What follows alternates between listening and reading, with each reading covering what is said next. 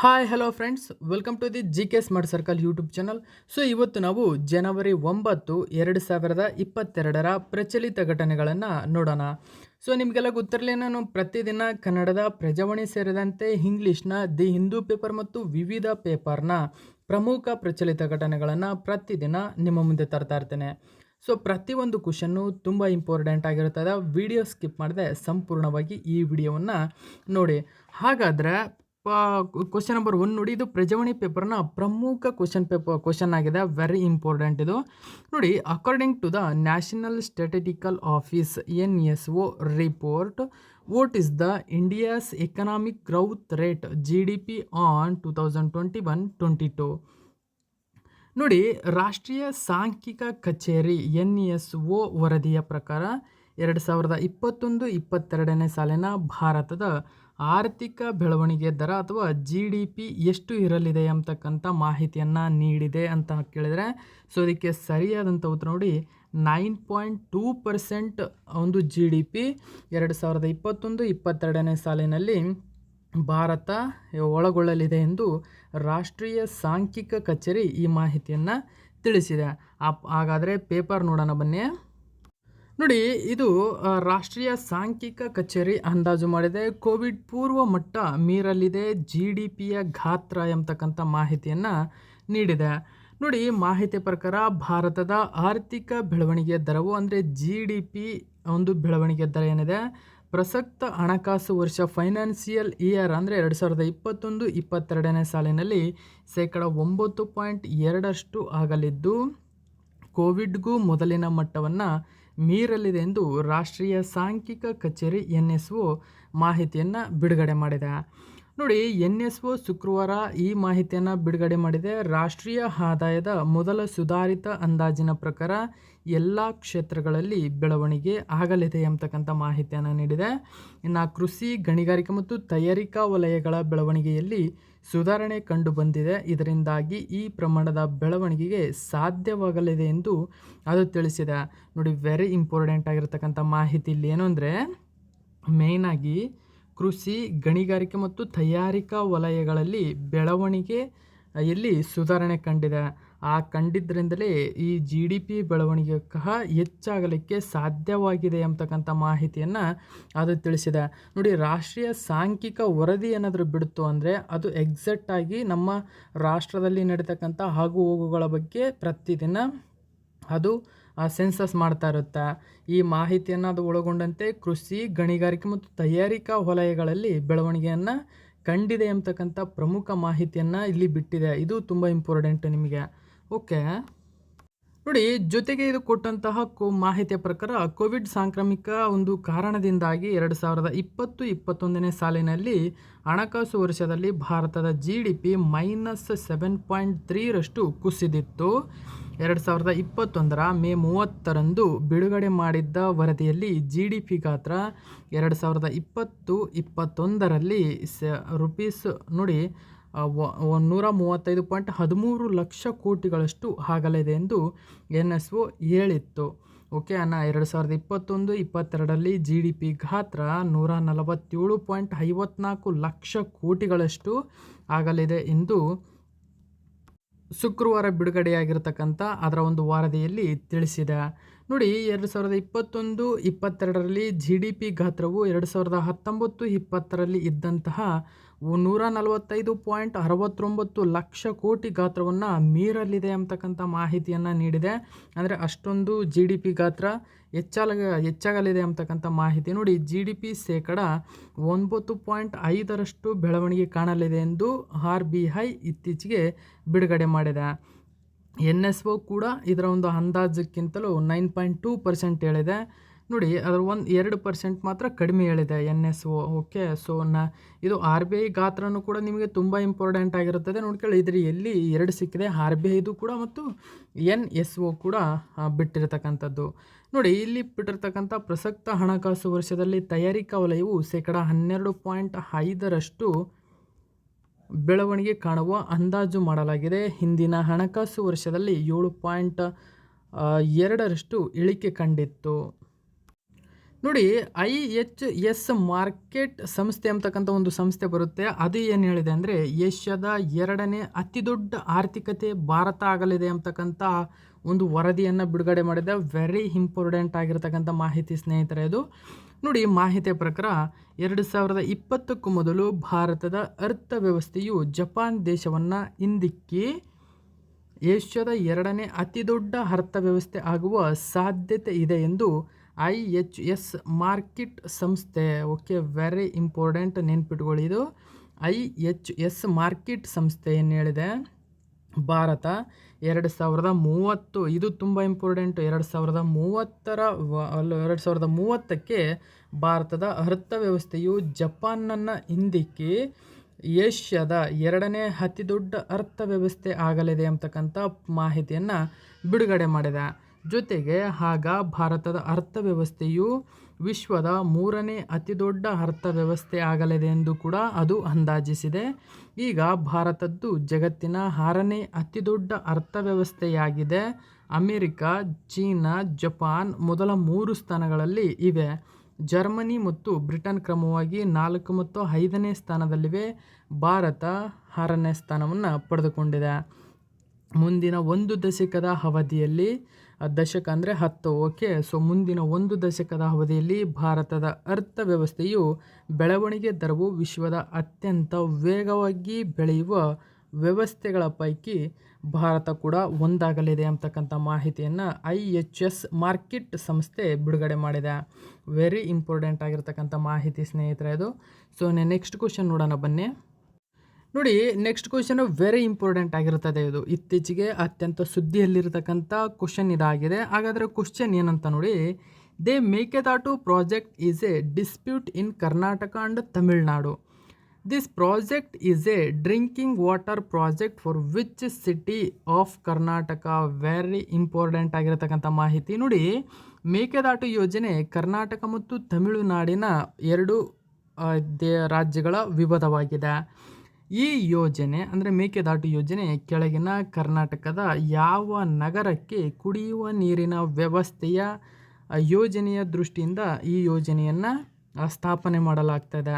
So very important ಸ್ನೇಹಿತರೆ. ಅದಕ್ಕೆ ಸರಿಯಾದಂಥ ಉತ್ತರ ಬೆಂಗಳೂರು ನಗರಕ್ಕೆ ನೀರಿನ ವ್ಯವಸ್ಥೆಯನ್ನು ಅಂದರೆ ಕುಡಿಯುವ ನೀರಿನ ವ್ಯವಸ್ಥೆಯನ್ನು ಕಲ್ಪಿಸಲು ದೃಷ್ಟಿಯಿಂದ ಈ ಒಂದು ಯೋಜನೆಯನ್ನು ಸ್ಥಾಪನೆ ಮಾಡಲಾಗಿದೆ, ಈ ಅಣೆಕಟ್ಟನ್ನು. ಆದರೆ ಇದಕ್ಕೆ ತಮಿಳುನಾಡು ಖ್ಯಾತೆ ತೆಗಿತಾ ಇದೆ.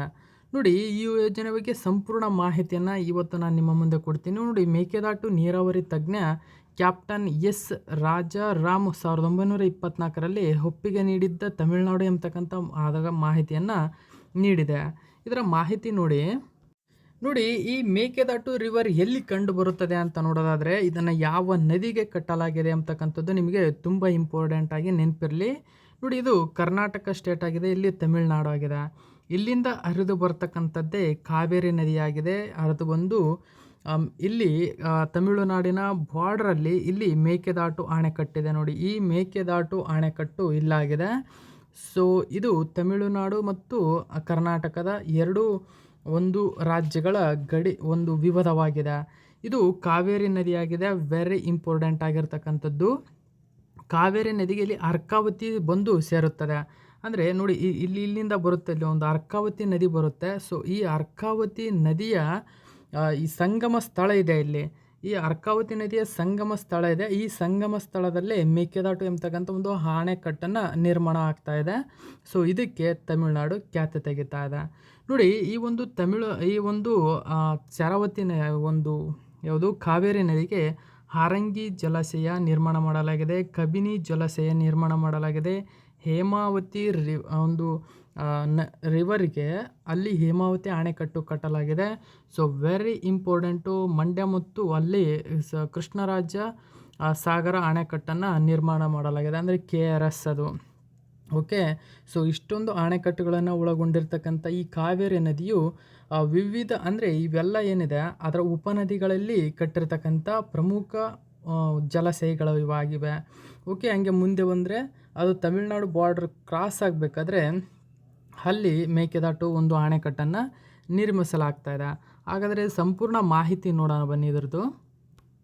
ನೋಡಿ ಈ ಮೇಕೆದಾಟು ಯೋಜನೆಯ ಪ್ರಮುಖ ಉದ್ದೇಶ ಏನು ಅಂತ ನೋಡೋಣ. ಇದು ನೋಡಿ 9,000 ಕೋಟಿ ರು ವೆಚ್ಚದ ಯೋಜನೆಯು ಬೆಂಗಳೂರು ನಗರಕ್ಕೆ ವೆರಿ ಇಂಪಾರ್ಟೆಂಟ್. ನೋಡಿ ಇದು ಬೆಂಗಳೂರು ನಗರಕ್ಕೆ ಕುಡಿಯುವ ಉದ್ದೇಶಕ್ಕಾಗಿ ನೀರನ್ನು ಸಂಗ್ರಹಿಸಲು ಮತ್ತು ಪೂರೈಸುವ ಗುರಿಯನ್ನು ಹೊಂದಿದೆ ಈ ಮೇಕೆದಾಟು ಯೋಜನೆ.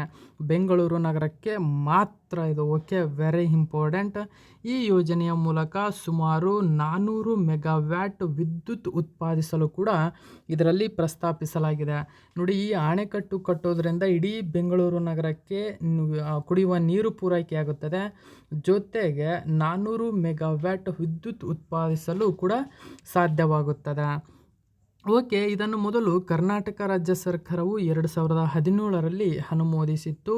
ಇದು ವಿವರವಾದ ಯೋಜನೆ ವರದಿಗಾಗಿ ಹಿಂದಿನ ಜಲಸಂಪನ್ಮೂಲ ಸಚಿವಾಲಯದಿಂದ ಅನುಮೋದನೆಯನ್ನು ಪಡೆದುಕೊಂಡಿದೆ ಮತ್ತು ಪರಿಸರ ಅರಣ್ಯ ಮತ್ತು ಹವಾಮಾನ ಬದಲಾವಣೆ ಸಚಿವಾಲಯದ ಅನುಮೋದನೆಗೆ ಇದು ಕಾಯ್ತಾ ಇದೆ. ಆದರೆ ಈ ಒಂದು ಏನು ಪರಿಸರ ಅರಣ್ಯ ಮತ್ತು ಹವಾಮಾನ ಬದಲಾವಣೆ ಸಚಿವಾಲಯ ಏನಿದೆ, ಓಕೆ, ಸೊ ಇದು ಅನುಮೋದನೆಯು ನಿರ್ಣಾಯಕವಾಗಿದೆ. ಏಕೆಂದರೆ ಕಾವೇರಿ ವನ್ಯಜೀವಿ ಅಭಯಾರಣ್ಯದ 63% ಅರಣ್ಯ ಪ್ರದೇಶವು ಮುಳುಗುತ್ತದೆ ಅಂತಕ್ಕಂಥದ್ದು ಇದರ ಒಂದು ಅದಕ್ಕಿರುವ ಒಂದು ಬ್ಯಾಡ್ ಕಮೆಂಟ್ ಆಗಿದೆ.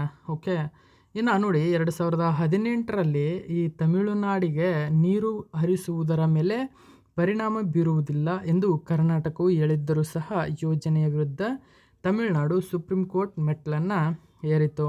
ಸೊ ಜೂನ್ 20ರಲ್ಲಿ ಕಾವೇರಿ ನೀರು ನಿರ್ವಹಣಾ ಪ್ರಾಧಿಕಾರದ ಸಭೆಯಲ್ಲಿ ತಮಿಳುನಾಡು ಯೋಜನೆಗೆ ತನ್ನ ವಿರೋಧವನ್ನು ಪುನಶ್ಚೇತನಗೊಳಿಸಿತು. ಓಕೆ, ಹಾಗಾದರೆ ತಮಿಳುನಾಡಿನ ವಿರೋಧಕ್ಕೆ ಕಾರಣ ಏನು ಅಂತ ನೋಡೋದಾದರೆ ವೆರಿ ವೆರಿ ಇಂಪಾರ್ಟೆಂಟ್ ಸ್ನೇಹಿತರೆ. ಕಾರಣ ವೆರಿ ಇಂಪಾರ್ಟೆಂಟ್ ಆಗಿರುತ್ತದೆ. ನೋಡಿ SCಯಿಂದ ಅನುಮೋದನೆ ಪಡೆಯುವ ಹೊರತು ಪಡೆಯದ ನೋಡಿ ಇದು SCಯಿಂದ ಅನುಮೋದನೆ ಪಡೆಯದ ಹೊರತು ನದಿಯ ಮೇಲ್ಭಾಗದಲ್ಲಿ ಯಾವುದೇ ಯೋಜನೆಯನ್ನು ಪ್ರಸ್ತಾಪಿಸುವುದನ್ನು ತಮಿಳುನಾಡು ವಿರೋಧಿಸುತ್ತದೆ. ಈ ಸಂದರ್ಭದಲ್ಲಿ ನದಿಯ ಕೆಳಭಾಗದ ರಾಜ್ಯ ಅಂದರೆ ತಮಿಳುನಾಡಿನ ಒಪ್ಪಿಗೆ ಇಲ್ಲದೆ ಅಂತರ್ರಾಜ್ಯ ನದಿಯ ಮೇಲೆ ಯಾವುದೇ ಜಲಾಶಯವನ್ನು ನಿರ್ಮಿಸಲು ಕರ್ನಾಟಕಕ್ಕೆ ಯಾವುದೇ ಹಕ್ಕಿಲ್ಲ. ಇದು ನಿಜ.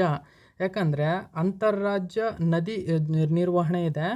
ಸೊ ಅದರ ಒಂದು ಒಪ್ಪಿಗೆ ಇಲ್ಲದೆ ಯಾವುದೇ ಒಂದು ರಾಜ್ಯವಾಗಿರಲಿ, ಅದು ತಮಿಳುನಾಡು ಆಗಿರಲಿ ಕರ್ನಾಟಕ ಆಗಿರಲಿ, ಅದರ ಒಂದು ಒಪ್ಪಿಗೆ ಇಲ್ಲದೆ ನದಿಯನ್ನು ಒಂದು ಜಲಾಶಯವನ್ನು ನಿರ್ಮಾಣ ಮಾಡೋಕ್ಕೆ ಆಗಲ್ಲ.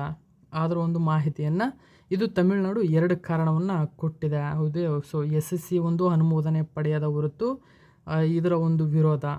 ಇನ್ನು ಕಾವೇರಿ ನದಿಯ ಬಗ್ಗೆ ನೋಡೋದಾದರೆ ನೋಡಿ ಇದನ್ನು ತಮಿಳುನಾಡಿನಲ್ಲಿ ಕಾವೇರಿ ನದಿಗೆ ಪೊನ್ನಿ ಎಂದು ಕರೆಯಲಾಗುತ್ತದೆ. ಇದನ್ನು ನಾವು ದಕ್ಷಿಣದ ಗಂಗೆ ಎಂದು ಕರೆಯುತ್ತೇವೆ ಮತ್ತು ಇದು ದಕ್ಷಿಣ ಭಾರತದ 4ನೇ ಅತಿ ದೊಡ್ಡ ನದಿಯಾಗಿದೆ. ಇದರ ಕೆಲವು ಉಪನದಿಗಳು ನೋಡಿ ಅರ್ಕಾವತಿ, ಹೇಮಾವತಿ, ಲಕ್ಷ್ಮಣ ತೀರ್ಥ, ಸಿಂಸ, ಕಬಿನಿ, ಹಾರಂಗಿ. ವೆರಿ ಇಂಪಾರ್ಟೆಂಟ್ ಆಗಿರ್ತಕ್ಕಂಥ ಪ್ರಮುಖ ಉಪನದಿಗಳು ಇವಾಗಿವೆ. ನೋಡಿ ವಿವಾದದ ಮೂಲಕ 150 ವರ್ಷಗಳಷ್ಟು ಹಳೆಯದಾಗಿದೆ ಇದು. ಅಂದರೆ ಬ್ರಿಟಿಷರ ಕಾಲದಲ್ಲಿಯೇ ಆ ಒಂದು ಯೋಜನೆಯನ್ನು ನಿರ್ಮಾಣ ಮಾಡಬೇಕು ಎಂಬತಕ್ಕಂಥ ಅಲ್ಲಿಂದನೇ ಆ ವಿವಾದ ಎದ್ದಿರ್ತಕ್ಕಂಥದ್ದು ಈ ಒಂದು ಯೋಜನೆ. ಓಕೆ, ನೋಡಿ ಮತ್ತು 1892 ಮತ್ತು 1924ರಲ್ಲಿ ಆಗಿನ ಮದ್ರಾಸ್ ಪ್ರೆಸಿಡೆನ್ಸಿ ಮತ್ತು ಮೈಸೂರು ಒಡೆಯರ ನಡುವಿನ 2 ಮಧ್ಯಸ್ಥಿಕೆ ಒಪ್ಪಂದಗಳಿಗೆ ಸಹಿ ಹಾಕಿತ್ತು ಹಿಂದೆನೇ. ಓಕೆ, ಸೊ ಅಷ್ಟೊಂದು ಹಳೆಯ ಒಂದು ಯೋಜನೆ ಅದಾಗಿದೆ. ಇನ್ನು ನೆಕ್ಸ್ಟ್ ಕ್ವಶನ್ ನೋಡಿ, ವೆರಿ ವೆರಿ ಇಂಪಾರ್ಟೆಂಟ್ ಆಗಿರ್ತಕ್ಕಂಥ ಕ್ವಶನು ಸ್ನೇಹಿತರೆ. ಇದು ಕ್ವಶನ್ ನೋಡಿ, which of the following countries has fined Google and Facebook 150 million and 60 million respectively. ನೋಡಿ ಇತ್ತೀಚೆಗೆ ಕೆಳಗಿನ ಯಾವ ದೇಶವು ಗೂಗಲ್ ಮತ್ತು ಫೇಸ್ಬುಕ್ ಸಂಸ್ಥೆಗಳಿಗೆ ಕ್ರಮವಾಗಿ 150 ಮಿಲಿಯನ್ ಮತ್ತು 60 ಮಿಲಿಯನ್ ಯೂರೋ ದಂಡವನ್ನು ವಿಧಿಸಿದೆ? ಸೊ ಇದಕ್ಕೆ ಸರಿಯಾದಂಥ ಉತ್ತರ ಫ್ರಾನ್ಸ್. ಇದರ ಬಗ್ಗೆ ಮಾಹಿತಿ ನೋಡಿ ಪೇಪರಲ್ಲಿ ಕೊಟ್ಟಿದ್ದರು. ಗೂಗಲ್ ಮತ್ತು ಫೇಸ್ಬುಕ್ಗೆ ದಂಡ ವಿಧಿಸಿದ ಫ್ರಾನ್ಸ್. ನೋಡಿ ಯಾಕೆ ದಂಡ ವಿಧಿಸಿದೆ ಅಂತ ಮಾಹಿತಿಯನ್ನು ನೋಡೋದಾದರೆ ಇದು ಬಳಕೆದಾರರ ಮೇಲೆ ಆನ್ಲೈನ್ ಮೂಲಕ ನಿಗಾ ವಹಿಸುವ ಕುಕೀಸ್ಗಳನ್ನು ಬಳಸಿರುವ ಪ್ರಕರಣದಲ್ಲಿ ಗೂಗಲ್ ಮತ್ತು ಫೇಸ್ಬುಕ್ ಸಂಸ್ಥೆಗಳಿಗೆ ಅನುಕ್ರಮವಾಗಿ 150 ಮಿಲಿಯನ್ ಮತ್ತು 60 ಮಿಲಿಯನ್ ಯೂರೋ ಮೊತ್ತದ ದಂಡ ವಿಧಿಸಿರುವುದಾಗಿ ಫ್ರಾನ್ಸ್ನ ಪ್ರಾಧಿಕಾರ ಗುರುವಾರ ಹೇಳಿದೆ. ಓಕೆ, ಸೊ ಇಂಪಾರ್ಟೆಂಟ್ ಆಗಿರತಕ್ಕಂಥದ್ದು ನೆನ್ಪಿಟ್ಕೊಳ್ಳಿ. ಇನ್ನು ನೆಕ್ಸ್ಟ್ ಕ್ವಶನ್ ನೋಡಿ, ಇದು ಕೂಡ ಪೇಪರ್ನ ಪ್ರಮುಖ ಮಾಹಿತಿಯಾಗಿದೆ. ನೋಡಿ, reciprocal access agreement Ra historic protection agreement has been signed between which of the following countries? ನೋಡಿ, ಇತ್ತೀಚೆಗೆ ಕೆಳಗಿನ ಯಾವ ದೇಶಗಳ ನಡುವೆ ರೆಸಿಪ್ರೋಕಲ್ ಆಕ್ಸೆಸ್ ಅಗ್ರಿಮೆಂಟ್ ರಾ ಐತಿಹಾಸಿಕ ರಕ್ಷಣಾ ಒಪ್ಪಂದಕ್ಕೆ ಸಹಿ ಹಾಕಲಾಗಿದೆ? ವೆರಿ ಇಂಪಾರ್ಟೆಂಟ್ ಆಗಿರತಕ್ಕಂಥ ಕ್ವಶನು ಸ್ನೇಹಿತರೆ ಇದು. ಸೊ ಇದಕ್ಕೆ ಸರಿಯಾದಂಥ ಉತ್ತರ ಆಸ್ಟ್ರೇಲಿಯಾ ಮತ್ತು ಜಪಾನ್. ಓಕೆ, ಸೊ ಮಾಹಿತಿಯ ಪ್ರಕಾರ ನೋಡಿ, ಐತಿಹಾಸಿಕ ರಕ್ಷಣಾ ಒಪ್ಪಂದಕ್ಕೆ ಆಸ್ಟ್ರೇಲಿಯಾ ಜಪಾನ್ ಸಹಿ ಹಾಕಿವೆ. ನೋಡಿ, ಮಾಹಿತಿಯ ಪ್ರಕಾರ ಏನು ಮಾಹಿತಿ, ಇಂಡೋ ಪೆಸಿಫಿಕ್ ವಲಯದಲ್ಲಿ ಚೀನಾದ ಮಿಲಿಟರಿ ಮತ್ತು ಆರ್ಥಿಕ ಪ್ರಾಬಲ್ಯದ ವಿಸ್ತರಣೆಯನ್ನು ಏನಿದೆ ಅದರ ಒಂದು ಕಡಿಮೆ ಮಾಡಲಿಕ್ಕಾಗಿ ಆಸ್ಟ್ರೇಲಿಯಾ ಮತ್ತು ಜಪಾನ್ ಈ ಒಂದು ಒಪ್ಪಂದಕ್ಕೆ ಸಹಿ ಹಾಕಿವೆ. ಕಾರಣ ಏನಂದರೆ ಚೀನಾದ ಒಂದು ಮಿಲಿಟರಿ ವ್ಯವಸ್ಥೆ ಅಥವಾ ಚೀನಾವನ್ನು ಕುಗ್ಗಿಸಲು ಈ ಒಂದು ಒಪ್ಪಂದಕ್ಕೆ ಸಹಿ ಹಾಕಿವೆ. ಓಕೆ, ನೋಡಿ, ಮಾಹಿತಿಯ ಪ್ರಕಾರ ಇಂಡೋ ಪೆಸಿಫಿಕ್ ವಲಯದಲ್ಲಿ ಚೀನಾದ ಮಿಲಿಟರಿ ಮತ್ತು ಆರ್ಥಿಕ ಪ್ರಾಬಲ್ಯ ವಿಸ್ತರಣೆಗೊಳ್ಳುತ್ತಿರುವ ಮಧ್ಯೆಯೇ ಆಸ್ಟ್ರೇಲಿಯಾ ಮತ್ತು ಜಪಾನ್ ರಕ್ಷಣಾ ಒಪ್ಪಂದಕ್ಕೆ ಸಹಿ ಹಾಕಿದ್ದು ಈ ವಲಯದಲ್ಲಿ ಸ್ಥಿರತೆಗೆ ಈ ಐತಿಹಾಸಿಕ ಒಪ್ಪಂದ ಪೂರಕವಾಗಿದೆ. ಒಪ್ಪಂದವು ಆಸ್ಟ್ರೇಲಿಯಾ ರಕ್ಷಣಾ ಪಡೆ ಮತ್ತು ಜಪಾನ್ನ ರಕ್ಷಣಾ ಪಡೆಯ ನಡುವಿನ ಹೆಚ್ಚಿನ ಮತ್ತು ಸಂಕೀರ್ಣ ಕಾರ್ಯನಿರ್ವಹಣೆಗೆ ಅನುಕೂಲ ಮಾಡಿಕೊಡಲಿದೆ ಎಂದು ಆಸ್ಟ್ರೇಲಿಯಾ ಪ್ರಧಾನಿ ಸ್ಕಾಟ್ ಮಾರಿಸನ್ ಹೇಳಿದ್ದಾರೆ. ಸೊ ಇದರ ಒಂದು ಮಾಹಿತಿಯ ಪ್ರಕಾರ ನೋಡಿ, ಕಿಶಿದ ವರ್ಚುವಲ್ ವೇದಿಕೆ ನಡೆಯುತ್ತೆ. ಈ ವೇದಿಕೆಯಲ್ಲಿ ಈ ಶೃಂಗಸಭೆಯಲ್ಲಿ ನೋಡಿ, very important, reciprocal access agreement ರಾ ಒಪ್ಪಂದಕ್ಕೆ ಸಹಿ ಹಾಕಲಾಗಿದೆ. ಇದೊಂದು ಮಿಲಿಟರಿ ರಕ್ಷಣಾ ವಲಯದ ಒಪ್ಪಂದವಾಗಿದೆ. ವೆರಿ ಇಂಪಾರ್ಟೆಂಟ್, ನಿಮಗೆ ಕೇಳ್ತಕ್ಕಂಥ ಚಾನ್ಸಸ್ ಇದೆ. ರಾ ಈ ಕೆಳಗಿನ ಯಾವುದಕ್ಕೆ ಸಂಬಂಧಿಸಿದೆ ಅಂತ ಕೇಳ್ಬೋದು. ಇಲ್ಲ, ಇತ್ತೀಚೆಗೆ ಒಪ್ಪಂದವಾದ ರಾ ಯಾವ ದೇಶಗಳ ನಡುವಿನ ಒಪ್ಪಂದವಾಗಿದೆ? ಇಲ್ಲ, ಈ ಎರಡೂ ದೇಶಗಳು ಯಾವ ದೇಶದ ಒಂದು ತುಳಿತಕ್ಕಾಗಿ ಈ ಒಂದು ಯೋಜನೆಯನ್ನು ಮಾಡಿಕೊಂಡಿದೆ ಅಂತ ಅಂದರೆ ಅದು ಚೀನಾ ಆಗಿರುತ್ತದೆ. Very important. ಒಂದು ಕ್ವಾಡ್ ಸಮಿತಿ ಅಂತ ಇದೆ, ನಾವು ಒಟ್ಟು 4 ದೇಶಗಳು ಸೇರಿ ರಚನೆ ಮಾಡಿಕೊಂಡಿದೆ. ಕಾರಣ ಏನಂದರೆ ಚೀನಾದ ಒಂದು ಸಾಮರ್ಥ್ಯವನ್ನು ಕುಗ್ಗಿಸಲಿಕ್ಕಾಗಿ. ಓಕೆ, ನೋಡಿ, ಈ ಒಂದು ಒಪ್ಪಂದಕ್ಕೆ ಸಹಿ ಹಾಕಲಾಗಿದೆ. ಜಪಾನ್ ಇತರೆ ದೇಶಗಳೊಂದಿಗೆ ಹೊಂದಿರುವ 2ನೇ ಮಿಲಿಟರಿ ಒಪ್ಪಂದ ಇದಾಗಿದೆ. Very important. ಸೊ 1960ರಲ್ಲಿ ಜಪಾನ್ ಮತ್ತು ಅಮೆರಿಕ ಮಧ್ಯೆ ಮಿಲಿಟರಿ ಒಪ್ಪಂದ ಏರ್ಪಟ್ಟಿದೆ. ಇದೊಂದು ಪ್ರಮುಖ ಒಪ್ಪಂದವಾಗಿದ್ದು 2 ದೇಶಗಳ ನಡುವಿನ ರಕ್ಷಣಾ ಕಾರ್ಯಾಚರಣೆಯನ್ನು ಇನ್ನಷ್ಟು ಎತ್ತರಕ್ಕೆ ಹೆಚ್ಚಿಸಲಿದೆ. ಶೀಘ್ರವೇ ಬ್ರಿಟನ್ ಮತ್ತು ಫ್ರಾನ್ಸ್ ಜೊತೆ ಇದೇ ರೀತಿಯ ಒಪ್ಪಂದವನ್ನು ಮಾಡಿಕೊಳ್ಳಲಾಗುವುದು ಎಂದು ಜಪಾನ್ ಪ್ರಧಾನಿ ಫುಮಿಯೋ ಕಿಶಿದಾ ಹೇಳಿದ್ದಾರೆ. ಓಕೆ, ಸೊ ವೆರಿ ಇಂಪಾರ್ಟೆಂಟ್ ಸ್ನೇಹಿತರೆ. ಆಲ್ರೆಡಿ ಜಪಾನ್ ಅಮೆರಿಕದ ಜೊತೆಗೆ 1960ರಲ್ಲಿ ಪ್ರಥಮ ಬಾರಿಗೆ ಒಪ್ಪಂದ ಮಾಡಿಕೊಂಡಿತ್ತು ಎಂಬುದು ವೆರಿ ಇಂಪಾರ್ಟೆಂಟ್. ಎರಡನೇದಾಗಿ ಆಸ್ಟ್ರೇಲಿಯಾ ನಡುವೆ ಒಪ್ಪಂದ ಮಾಡಿಕೊಳ್ಳಲಿದೆ. ಇನ್ನು ABC ಕೊಟ್ಟು ಆರ್ಡರ್ ವೈಸ್ ನಿಮಗೆ ಕ್ವಶನ್ ಕೇಳ್ತಕ್ಕಂಥ ಚಾನ್ಸಸ್ ಇದೆ. ಆಪ್ಷನಲ್ಲಿ ಕೇಳ್ಬೋದು.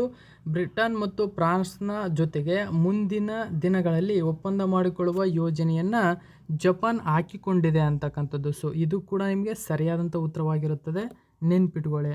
ಸೊ ನೆಕ್ಸ್ಟ್ ಕ್ವಶನ್ ನೋಡೋಣ ಬನ್ನಿ. ನೋಡಿ, ವೆರಿ ಇಂಪಾರ್ಟೆಂಟ್ ಆಗಿರ್ತಕ್ಕಂಥ ಕ್ವಶನ್ ಸ್ನೇಹಿತರೆ ಇದು. ನೋಡಿ, ದಿ ಇಂಡಿಯನ್ ಎಕ್ಸ್‌ಪ್ರೆಸ್ ಪೇಪರ್ನ ಪ್ರಮುಖ ಮಾಹಿತಿ ಆಗಿದೆ. ಹಾಗಾದರೆ ಕ್ವಶನ್ ನೋಡಿ, India and 5 other Nations begin aunty-submarine exercise C dragon 22 with dash. ನೋಡಿ, ಭಾರತ ಮತ್ತು ಇತರೆ 5 ರಾಷ್ಟ್ರಗಳು ಡ್ಯಾಶ್ನೊಂದಿಗೆ ಜಲಾಂತರ್ಗಾಮಿ ವಿರೋಧಿ ವ್ಯಾಯಾಮ ಆಗಿರತಕ್ಕಂಥ ಸಿ ಡ್ರ್ಯಾಗನ್ 22 ಅನ್ನು ಪ್ರಾರಂಭಿಸಿದೆ. ಸೊ ಇದಕ್ಕೆ ಸರಿಯಾದಂಥ ಉತ್ತರ ನೋಡಿ ಯು ಎಸ್ ನೇವಿ ಅಂತ ಹೇಳ್ತೀವಿ. ಹೌದು, 6 ದೇಶಗಳು ಕಂಡುಬರುತ್ತದೆ. ಅದರಲ್ಲಿ ಭಾರತವನ್ನು ಒಳಗೊಂಡಂತೆ 6 ದೇಶಗಳು, 6 ರಾಷ್ಟ್ರಗಳು ಸೇರಿಕೊಂಡು, ಅದರ ಜೊತೆಗೆ ಯು ಎಸ್ ನೇವಿ ಒಂದು ಸೇರಿಕೊಂಡು ಸಿ ಡ್ರ್ಯಾಗನ್ 22 ಎಂಬತಕ್ಕಂತಹ ಜಲಾಂತರ್ಗಾಮಿ ವಿರೋಧಿ ವ್ಯಾಯಾಮವನ್ನು ಇತ್ತೀಚೆಗೆ ಪ್ರಾರಂಭಿಸಿದೆ. ಓಕೆ, ಪೇಪರಲ್ಲಿ ಮಾಹಿತಿಯ ಪ್ರಕಾರ ಏನು ಕೊಟ್ಟಿದ್ರು ಅಂತ ನೋಡೋದಾದರೆ ನೋಡಿ, ಯು ಎಸ್ ನೌಕಾಪಡೆಯ 7ನೇ ನೌಕಾಪಡೆಯು ಪಶ್ಚಿಮ ಪೆಸಿಫಿಕ್ನಲ್ಲಿರುವ ಗುವಾಮ್ನ ಅಂಡರ್ಸನ್ ಏರ್ಫೋರ್ಸ್ ಬೇಸ್ನಲ್ಲಿ ಬಹುಪಕ್ಷೀಯ ಜಲಾಂತರ್ಗಾಮಿ ವಿರೋಧಿ ಯುದ್ಧದ ವ್ಯಾಯಾಮವು ಆರಂಭವನ್ನು ಘೋಷಿಸಿತು.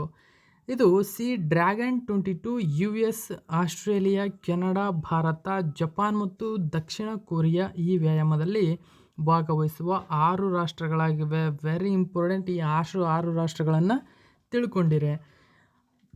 America, Australia, Canada, Bharat, Japan, ದಕ್ಷಿಣ ಕೊರಿಯಾ ಆಗಿದೆ. ಹಾಗಾದರೆ ಯುನೈಟೆಡ್ ಸ್ಟೇಟ್ನ ಪ್ರಸ್ತುತ ಅಧ್ಯಕ್ಷರು Joe Biden, capital Washington, currency U S dollar. So ಇನ್ನು ನೆಕ್ಸ್ಟ್ ಕ್ವಶನ್ ನೋಡಿ, ವೆರಿ ಇಂಪಾರ್ಟೆಂಟ್. ಈ ಕ್ವಶನ್ನು ದಿ ಇಂಡಿಯನ್ ಎಕ್ಸ್ಪ್ರೆಸ್ ಪೇಪರ್ನ ಪ್ರಮುಖ ಮಾಹಿತಿಯಾಗಿದೆ. ಹಾಗಾದರೆ ಕ್ವಶನ್ ನೋಡಿ ಇಲ್ಲಿ ಕುಂಟ್ಕಟ್ಟಿ ಅಂತಿದೆ. Okay, Kuntkatti law which was seen in the news recently is practised in which Indian state or U T.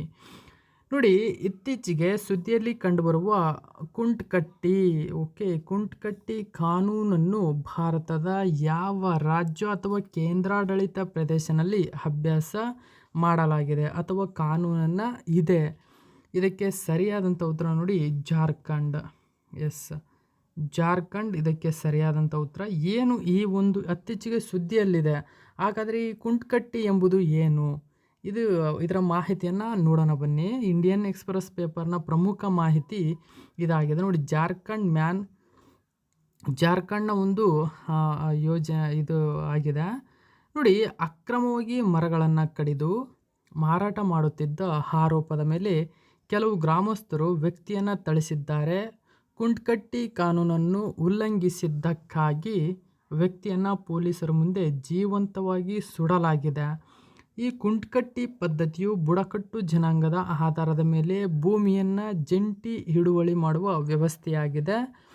Okay, so ಹಾಗಾದರೆ ಈ ಕುಂಟ್ಕಟ್ಟಿ ಎಂಬುದು ಏನು ಅಂತಂದರೆ ನೋಡಿ, ಇದೊಂದು ಜಾತಿ. ಇದು ಅಲ್ಲಿ ತಮ್ಮ ಕಾನೂನನ್ನು ಉಲ್ಲಂಘಿಸಿದ ಎಂಬ ಕಾರಣಕ್ಕಾಗಿ ವ್ಯಕ್ತಿಯೊಬ್ಬನನ್ನು ಪೊಲೀಸರ ಮುಂದೆಯೇ ಈ ಕುಂಟ್ಕಟ್ಟಿ ಎಂಬತಕ್ಕಂಥ ಬುಡಕಟ್ಟು ಜನರು ವ್ಯಕ್ತಿಯನ್ನು ಜೀವಂತವಾಗಿ ಸುಟ್ಟು ಸಜೀವ ದಹನವನ್ನು ಮಾಡಿದ್ದಾರೆ. ಸೊ ವೆರಿ ಇಂಪಾರ್ಟೆಂಟ್ ಆಗಿರ್ತಕ್ಕಂಥದ್ದು ಈ ಕುಂಟ್ಕಟ್ಟಿ ಎಂಬತಕ್ಕಂಥ ಜಾತಿ ಕೆಳಗಿನ ಯಾವ ರಾಜ್ಯದಲ್ಲಿ ಕಂಡುಬರುತ್ತದೆ ಎಂಬತಕ್ಕಂಥ ಕ್ವಶನ್ ಕೇಳಬಹುದು, ನೆನ್ಪಿಟ್ಕೊಳ್ಳಿ. ಹಾಗಾದರೆ ನೆಕ್ಸ್ಟ್ ಕ್ವಶನ್ ನೋಡಿ, ವೆರಿ ಇಂಪಾರ್ಟೆಂಟ್. ಇದು ಬಿಸ್ನೆಸ್ ಸ್ಟ್ಯಾಂಡರ್ಡ್ ಪೇಪರ್ನ ಪ್ರಮುಖ ಮಾಹಿತಿಯಾಗಿದೆ ನೋಡಿ. Who was appointed as A new secretary general of SCO. Very important ಸ್ನೇಹಿತರೆ ಇದು ನೋಡಿ. SCOನ ಹೊಸ ಪ್ರಧಾನ ಕಾರ್ಯದರ್ಶಿಯಾಗಿ ಯಾರು ನೇಮಕಗೊಂಡಿದ್ದಾರೆ?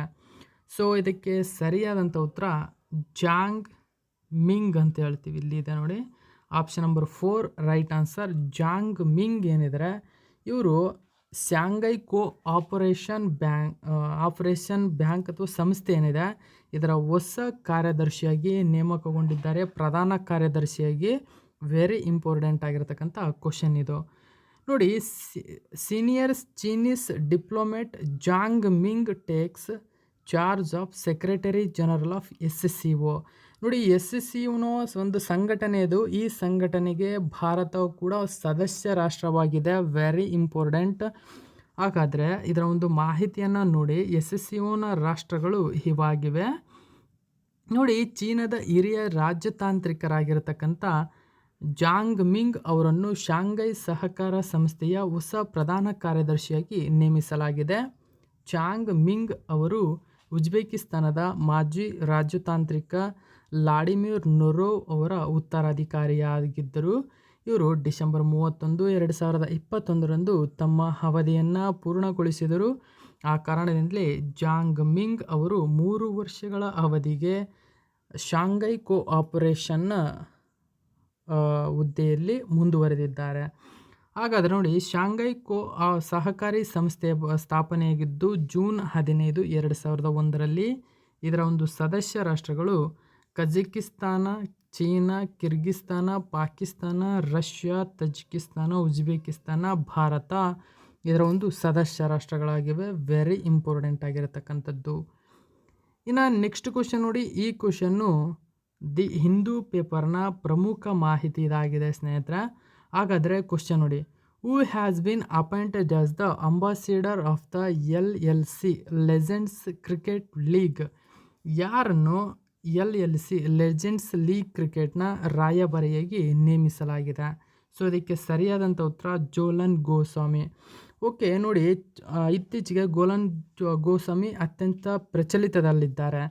ಇವರು LLCನ ಒಂದು ರಾಯಭಾರಿ ಆಗಿರುವ ಜೊತೆಗೆ ಇತ್ತೀಚೆಗೆ ಇವರ ಜೀವನಾಧಾರಿತ ಒಂದು ಮೂವಿ ಕೂಡ ರಿಲೀಸ್ ಆಗ್ತಾಯಿದೆ. ಇನ್ನೇನು ನೆಕ್ಸ್ಟ್ ವೀಕಲ್ಲಿ ರಿಲೀಸ್ ಆಗ್ತಾಯಿದೆ. ಅದರ ಚಿತ್ರ ಚಡ್ಕಾ ಎಕ್ಸ್‌ಪ್ರೆಸ್ ಅಂತ. ನಿನ್ನೆಯ ಕರೆಂಟ್ ಅಫೇರ್ಸಲ್ಲಿ ನಾನು ಅದನ್ನು ಹೇಳಿದ್ದೀನಿ. ಚಡ್ಕಾ ಎಕ್ಸ್‌ಪ್ರೆಸ್, ಅನುಷ್ಕಾ ಶರ್ಮಾ ಅಲ್ಲಿ ಜೋಲನ್ ಗೋಸ್ವಾಮಿಯವರ ಪಾತ್ರದೊಂದಿಗೆ ಮಿಂಚಿದ್ದಾರೆ. ಓಕೆ, ಸೊ ವೆರಿ ಇಂಪಾರ್ಟೆಂಟ್ ಆಗಿರತಕ್ಕಂಥ ಮಾಹಿತಿ ನೋಡಿ. LLCಯ ಮಹಿಳಾ ಸಬಲೀಕರಣ ಉಪಕ್ರಮಗಳನ್ನು ಉತ್ತೇಜಿಸಲು ಮತ್ತು ಕ್ರಿಕೆಟ್ನಲ್ಲಿ ಮಹಿಳೆಯರ ಭಾಗವಹಿಸುವಿಕೆಯನ್ನು ಹೆಚ್ಚಿಸಲು ಲೆಜೆಂಡ್ಸ್ ಲೀಗ್ ಕ್ರಿಕೆಟ್ನ ಜೋಲನ್ ಗೋಸ್ವಾಮಿಯನ್ನು ತನ್ನ ಆಲ್ ವುಮೆನ್ ಮ್ಯಾಚ್ ಅಧಿಕೃತ ತಂಡಕ್ಕೆ ರಾಯಭಾರಿಯಾಗಿ ನೇಮಿಸಿದೆ. ಓಕೆ, ಹಾಗಾದರೆ ಲೆಜೆಂಡ್ಸ್ ಲೀಗ್ ಕ್ರಿಕೆಟ್ ನಿವೃತ್ತ ಕ್ರಿಕೆಟಿಗರಿಗೆ ಒಂದು ಕ್ರಿಕೆಟ್ ಲೀಗ್ ಇದಾಗಿದೆ. ನಿವೃತ್ತ ಕ್ರೀಡಾಪಟುಗಳು ಇಲ್ಲಿ ಆಟ ಆಡ್ತಾರೆ. ಇದೇ ಒಂದು ಮಸ್ಕತ್, ಒಮನ್ನಲ್ಲಿ ಈ ವರ್ಷ ನಡೆಯಲಿದೆ. ಸೊ ಇನ್ನು ನೆಕ್ಸ್ಟ್ ಕ್ವಶನ್ ನೋಡಿ, ಈ ಕ್ವಶನು ಕೂಡ ದಿ ಹಿಂದೂ ಪೇಪರ್ನ ಪ್ರಮುಖ ಮಾಹಿತಿಯಾಗಿದೆ ಸ್ನೇಹಿತರೆ. ಹಾಗಾದರೆ ಕ್ವಶನ್ ನೋಡಿ, which state celebrates the Losoong Namsoong festival? Losoong Namsoong festival ನೋಡಿ, ಯಾವ ರಾಜ್ಯವು ಲೂಸೋಂಗ್ ನಮ್ಸೋಂಗ್ ಹಬ್ಬವನ್ನು ಆಚರಿಸುತ್ತದೆ? ಸೊ ಇದಕ್ಕೆ ಸರಿಯಾದಂಥ ಉತ್ತರ ವೆರಿ ಇಂಪಾರ್ಟೆಂಟ್ ಸ್ನೇಹಿತರೆ, ಸಿಕ್ಕಿಂ. ನೋಡಿ, ಈ ತರಹದ ಫೆಸ್ಟಿವಲ್ಗಳನ್ನು ತುಂಬ ಸರಿ ಎಕ್ಸಾಮಲ್ಲಿ ಕೇಳ್ತಕ್ಕಂಥ ಚಾನ್ಸಸ್ ಇದೆ. ನೋಡಿ, ಹಾರ್ನ್ಬಿಲ್ ಆಗಿರ್ಬೋದು, ಹಕ್ಕಿ ಹಬ್ಬ, ಈ ಥರ ಕ್ವಶನ್ಗಳನ್ನು ಹೆಚ್ಚಿನ ಪ್ರಮಾಣದಲ್ಲಿ ಕೇಳ್ತಾನೆ. ಪಕ್ಕೆ ಹಾರ್ನ್ಬಿಲ್ ಈ ಥರ ತುಂಬ ಹಬ್ಬಗಳು ಬರ್ತವೆ. ಓಕೆ, ಸೊ ಇವನ್ನ ಫೆಸ್ಟಿವಲ್ಗಳನ್ನು ನೀವು ಇಂಡಿಯಾ ಮ್ಯಾಪ್ ಹಾಕ್ಕೊಂಡು ಆಯಾ ರಾಜ್ಯದಲ್ಲಿ ಯಾವ್ಯಾವ ಫೆಸ್ಟಿವಲ್ ಬಿಡ್ತವೆ ಅಂತಕ್ಕಂಥದ್ದನ್ನ ಗುರುತು ಮಾಡ್ಕೊಂಡು ಖಂಡಿತ ಓದ್ಕೊಳ್ಳಿ. ಒಂದು ಕ್ವಶನ್ ಮಿನಿಮಮ್ ಇದ್ದೇ ಇರುತ್ತೆ ಅದರದ ಒಂದು. ಓಕೆ, ಸೊ ಹಾಗಾದ್ರೆ ನೋಡಿ, ಯಾವ ರಾಜ್ಯವು ಲೂಸೋಂಗ್ ನಮ್ಸೋಂಗ್ ಅಂದರೆ ಸಿಕ್ಕಿಂ ಇದಕ್ಕೆ ಸರಿಯಾದಂಥ ಉತ್ತರ. ನೋಡಿ, ಇದರ ಒಂದು ಮಾಹಿತಿ ನೋಡಿ, ಲೂಸೋಂಗ್ ನಮ್ಸೋಂಗನ್ನು ಟಿಬೆಟಿಯನ್ ಚಂದ್ರನ ಕ್ಯಾಲೆಂಡರ್ನ 10ನೇ ತಿಂಗಳಿನ 18ನೇ ದಿನದಂದು ಭಾರತದ ಸಿಕ್ಕಿಂನಾದ್ಯಂತ ವಾರ್ಷಿಕವಾಗಿ ಆಚರಿಸಲಾಗುತ್ತದೆ ಈ ಲೂಸೋಂಗ್ ನಮ್ಸೋಂಗ್ ಎಂಬತಕ್ಕಂಥ ಹಬ್ಬವನ್ನು. ಇದು ಸುಗ್ಗಿಯ ಋತುವಿನ ಆರಂಭವನ್ನು ಸೂಚಿಸುತ್ತದೆ. ಡುಂಗ್ ಕಿಟ್ ಖರ್ಚು ಎಂದು ಕರೆಯಲ್ಪಡುವ ಲೆಫ್ಚಾ ಲೂನಿಸೋಲಾಲ್ ಕ್ಯಾಲೆಂಡರ್ನ ಪ್ರಕಾರ ನಮ್ಸೋಂಗ್ ಹಬ್ಬವು ಅಮಾವಾಸ್ಯೆಯ ಅಂತ್ಯದ ಕುರ್ನಿತ್ ಲೋಹೋದ 1ನೇ ದಿನದಂದು ಪ್ರಾರಂಭವಾಗುತ್ತದೆ. ಓಕೆ, ಸಿಕ್ಕಿಂನ ರಾಜಧಾನಿ Gangtok. CM Prem Singh Tamang, governor Ganga Prasad. So ಇನ್ನು ನೆಕ್ಸ್ಟ್ ಕ್ವಶನ್ ನೋಡಿ, ವೆರಿ ಇಂಪಾರ್ಟೆಂಟ್ ಆಗಿರತಕ್ಕಂಥ ಕ್ವಶನು ಸ್ನೇಹಿತರೆ ಇದು. Okay, who won the 2021 world rapid chess championship? ನೋಡಿ, 2021ರ ವಿಶ್ವ ರ್ಯಾಪಿಡ್ ಚೆಸ್ ಚಾಂಪಿಯನ್ಶಿಪ್ಪನ್ನು ಯಾರು ಗೆದ್ದಿದ್ದಾರೆ? ಸೊ ಇದಕ್ಕೆ ಸರಿಯಾದಂಥ ಉತ್ತರ ನೋಡಿ, ನೋಡಿರ್ಬೇಕ್ ಅಬ್ದುಸತ್ತೋರೋವ್ ಅಂತಕ್ಕಂಥದ್ದು. ಸೊ ಇವರು ಉಜ್ಬೇಕಿಸ್ತಾನದ ಚೆಸ್ ಕ್ರೀಡಾಪಟು ಇವರಾಗಿದ್ದಾರೆ. ನೋಡಿರ್ಬೇಕ್ ಅಬ್ದುಸತ್ತೋರೋವ್ ಅಂತಕ್ಕಂಥವ್ರು. ಹಾಗಾದರೆ ನೋಡಿ, ಈ ಉಜ್ಬೇಕಿಸ್ತಾನ ಎಂಬತಕ್ಕಂಥದ್ದು ವೆರಿ ಇಂಪಾರ್ಟೆಂಟ್. ಇವರ ಹೆಸರು ಕೊಟ್ಟು ಇವರು ಯಾವ ದೇಶದವರು ಎಂಬತಕ್ಕಂಥ ಕ್ವಶನ್ ಕೇಳ್ಬೋದು. ಓಕೆ, ಸೊ ಉಜ್ಬೇಕಿಸ್ತಾನದ ನೋಡಿರ್ಬೇಕ್ ಅವರು ಟೈಬ್ರೇಕರ್ನಲ್ಲಿ ಇಯಾನ್ ನೆಫೋನಿಯಾಚಿ ಅಂತ ಹೇಳ್ತೀವಿ. ಏನು ಹೆಸರು? ನೆಪೊಮ್ನಿಯಾಚಿ ರಷ್ಯಾದವರನ್ನು ಸೋಲಿಸುವ ಮೂಲಕ ಮತ್ತು ಮ್ಯಾಗ್ನಸ್ ಕಾರ್ಲ್ಸನ್ ಅವರನ್ನು ಪದಚ್ಯುತಗೊಳಿಸುವ ಮೂಲಕ 2021ರ ವಿಶ್ವ ರ್ಯಾಪಿಡ್ ಚೆಸ್ ಚಾಂಪಿಯನ್ಶಿಪ್ಪನ್ನು ಗೆದ್ದುಕೊಂಡರು. ಪ್ರಸ್ತುತ ವಿಶ್ವ ನಂಬರ್ 1 ಇವರಾಗಿದ್ದಾರೆ. 2020ರಲ್ಲಿ ಕಾರ್ಲ್ಸನ್ FID ಚಾಂಪಿಯನ್ಗಳನ್ನು ಗೆದ್ದಿದ್ದರು. ಸೊ ನೆನಪಿಟ್ಕೊಳ್ಳಿ, 2020ರಲ್ಲಿ ಕಾರ್ಲ್ಸನ್ ಈ ಒಂದು ಚಾಂಪಿಯನ್ ಆಗಿದ್ದರು ಇದಕ್ಕೆ. ಸೊ ನೆಕ್ಸ್ಟ್ ಕ್ವಶನ್ ನೋಡಿ, ವೆರಿ ಇಂಪಾರ್ಟೆಂಟ್ ಆಗಿರ್ತಕ್ಕಂಥ ಕ್ವಶನ್ ಇದು. ಹಾಗಾದರೆ ಕ್ವಶನ್ ನೋಡಿ, the artificial sun achieved continuous high temperature plasma operation in which country. ನೋಡಿ ವೆರಿ ಇಂಪಾರ್ಟೆಂಟು. ನೋಡಿ ಕೃತಕ ಸೂರ್ಯ ಏನಿದ್ರೆ, ಕೃತಕ ಸೂರ್ಯ ನಿರಂತರ ಅಧಿಕ ತಾಪಮಾನದ ಪ್ಲಾಸ್ಮಾ ಕಾರ್ಯಾಚರಣೆಯನ್ನು ಇತ್ತೀಚೆಗೆ ಮಾಡಿದರು. ಸೊ ಇದು ಯಾವ ದೇಶದಲ್ಲಿ ಸಾಧಿಸಿದೆ ಈ ಸಾಧನೆಯನ್ನು ಅಂತಂದರೆ, ಸೊ ಅದಕ್ಕೆ ಸರಿಯಾದಂಥ ಉತ್ತರ ಚೀನಾ. ನೋಡಿ ಮಾಹಿತಿಯ ಪ್ರಕಾರ ಏನಿದೆ ಅಂತ ನೋಡೋದಾದರೆ, ಚೈನೀಸ್ ಕೃತಕ ಸೂರ್ಯ ಎಂದು ಕರೆಯಲ್ಪಡುವ ಪ್ರಾಯೋಗಿಕ ಸುಧಾರಿತ super conducting tokamak, very important, EAST ಅಂತ ಹೇಳ್ತೀವಿ. ಇದು ಚೈನೀಸ್ ಕೃತಕ ಸೂರ್ಯ ಎಂದು ಕರೆಯಲ್ಪಡುವ ಪ್ರಾಯೋಗಿಕ ಸುಧಾರಿತ ಸೂಪರ್ ಕಂಡಕ್ಟಿಂಗ್ ಟೋಕೊಮಾಕ್ ಈಸ್ಟ್ ಏನಿದೆ, ಇದು ಬೆರಗುಗೊಳಿಸುವ 70 ಮಿಲಿಯನ್ ಡಿಗ್ರಿ ಸೆಲ್ಸಿಯಸ್ನಲ್ಲಿ 1056 ಸೆಕೆಂಡುಗಳ ಕಾಲ ನಿರಂತರ ಹೆಚ್ಚಿನ ತಾಪಮಾನದ ಪ್ಲಾಸ್ಮಾ ಕಾರ್ಯಾಚರಣೆಯನ್ನು ಸಾಧಿಸಿದೆ. ಈ ಸಾಧನೆ ಮಾಡಿರ್ತಕ್ಕಂಥ ವಿಶ್ವದಲ್ಲೇ ಈ ರೀತಿಯ ದೀರ್ಘಾವಧಿಯ ಕಾರ್ಯಾಚರಣೆಗಾಗಿ ಇದು ವಿಶ್ವ ದಾಖಲೆಯನ್ನು ಬರೆದಿದೆ. ಈಸ್ಟ್ ನೆನ್ಪಿಟ್ಕೊಳ್ಳಿ, ಇದು ಚೀನಾ ನಿರ್ಮಿತ ಕೃತಕ ಸೂರ್ಯ ಇದಾಗಿದೆ. ಇದು 70 ಮಿಲಿಯನ್ ನಿರಂತರವಾಗಿ 70 ಮಿಲಿಯನ್ ಡಿಗ್ರಿ ಸೆಲ್ಸಿಯಸ್ನಲ್ಲಿ 1056 ಸೆಕೆಂಡ್ಗಳ ಕಾಲ ನಿರಂತರ ಹೆಚ್ಚಿನ ತಾಪಮಾನದಲ್ಲಿ ಪ್ಲಾಸ್ಮಾ ಕಾರ್ಯಾಚರಣೆಯನ್ನು ನಡೆಸಿದೆ. ಓಕೆ, ಸೊ ಇನ್ನು ನೆಕ್ಸ್ಟ್ ಕ್ವಶನ್ ನೋಡಿ, ವೆರಿ ಇಂಪಾರ್ಟೆಂಟ್ ಆಗಿರ್ತಕ್ಕಂಥದ್ದು ಸ್ನೇಹಿತರೆ ಇದು. When was 75th BIS foundation day is observed. ನೋಡಿ 75ನೇ BIS ಸಂಸ್ಥಾಪನಾ ದಿನವನ್ನು ಯಾವಾಗ ಆಚರಿಸಲಾಯಿತು? ಸೊ ಇದಕ್ಕೆ ಸರಿಯಾದಂಥ ಉತ್ತರ ಜನವರಿ 6. ನೋಡಿ ಬ್ಯೂರೋ ಆಫ್ ಇಂಡಿಯನ್ ಸ್ಟ್ಯಾಂಡರ್ಡ್ಸ್ ಅಂತ ಹೇಳ್ತೀವಿ, BIS ಭಾರತದ ರಾಷ್ಟ್ರೀಯ ಪ್ರಮಾಣಿತ ಸಂಸ್ಥೆ ವಾರ್ಷಿಕವಾಗಿ ಜನವರಿ 6ರಂದು BIS ಸಂಸ್ಥಾಪನಾ ದಿನವನ್ನು ಆಚರಿಸುತ್ತದೆ. BIS ಸಂಸ್ಥಾಪನಾ ದಿನವು BIS ಭಾರತೀಯ ಗುಣಮಟ್ಟ ಸಂಸ್ಥೆಯಾಗಿದೆ. ಇದು ಒಂದು ಅಂದರೆ ಟ್ರೇಡ್ ಮಾರ್ಕ್ ಇದು. ಓಕೆ, ಅದರ ನೀಡತಕ್ಕಂಥದ್ದು. ಸೊ ಇದು ಅಸ್ತಿತ್ವಕ್ಕೆ ಬಂದಿದ್ದು ಜನವರಿ 6, 1947ರಲ್ಲಿ. ಸೊ ಇವರ ಒಂದು 75ನೇ ಸಂಸ್ಥಾಪನಾ ದಿನ ಇದಾಗಿದೆ. ವೆರಿ ಇಂಪಾರ್ಟೆಂಟ್ ಆಗಿರ್ತಕ್ಕಂಥದ್ದು. ಸೊ ವಿಡಿಯೋ ಯಾರ್ಯಾರೆಲ್ಲ ನೋಡ್ತಾ ಇದ್ದೀರಾ, ವಿಡಿಯೋ ಇಷ್ಟ ಆದರೆ ಒಂದು ಲೈಕ್ ಕೊಡಿ, ತಪ್ಪದೆ ಒಂದು ಕಾಮೆಂಟ್ ಮಾಡಿ. Thank you so much for watching my video friends.